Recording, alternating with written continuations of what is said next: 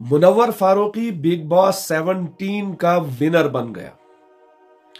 मैंने आपको उसके कामयाबी पर शुभकामनाएं नहीं देनी है, न उसे देनी है, न आपको देनी है, और न ही बिग बॉस के खुराफाती निजाम से हमारा कोई ताल्लुक है, और न उस शैतानी निजाम और शैतानी जो एक्टिविटीज बिग बॉस के अंदर होती हैं उसकी हमारे दिल में कोई चॉइस है या उसके मामले में मेरे दिल में जर्रा बराबर भी कोई फौकियत है।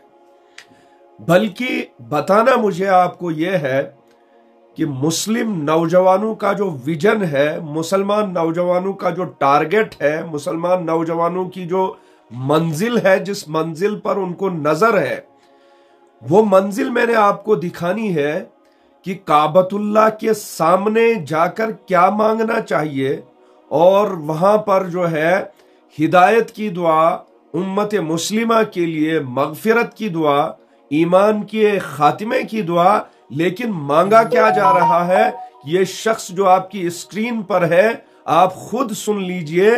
ये काबतुल्लाह के सामने मुनव्वर फारूकी की 17 सीजन की कामयाबी की दुआ मांग रहा है। अल्लाह मुनव्वर भाई को 17 बिग बॉस का विनर बना दे मेरे मालिक। ये मैं देखकर हैरान रह गया कि काबतुल्लाह के सामने भी मांगने का सलीका नहीं है। ये भी हमें पता नहीं है कि अल्लाह से कौन सी चीज मांगी जाती है और कहां कौन सी जगह का कितना अदब है, ताजीम है, कितनी फौकियत है। अफसोस की बात है, हमें इन चीजों की भी कोई खबर नहीं है। मैं मान लेता कि अगर मुनव्वर फारूकी कोई ऐसा काम करता जो शरअन जायज होता, मफाद आम्मा के लिए होता, वहां पर उसकी शुभकामनाओं के लिए दुआएं मांगी जाती तो बहुत अच्छी बात थी।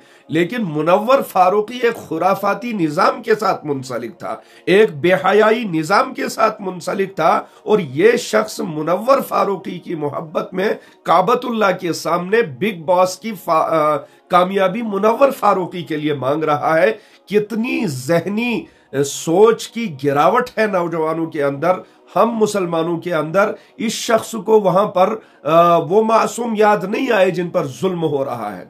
इस शख्स को वहां पर वो मजलूम मस्जिद याद नहीं आई। इस शख्स को वहां पर मुसलमानों के लिए मगफिरत, नजात की दुआ याद नहीं आई। ये शख्स वहां पर मुनव्वर फारूकी की बिग बॉस के अंदर जो शैतानी हरकतें और जो खिलाफ शरा हरकतें हैं उनके लिए काबतुल्लाह के सामने दुआएं मांग रहा है।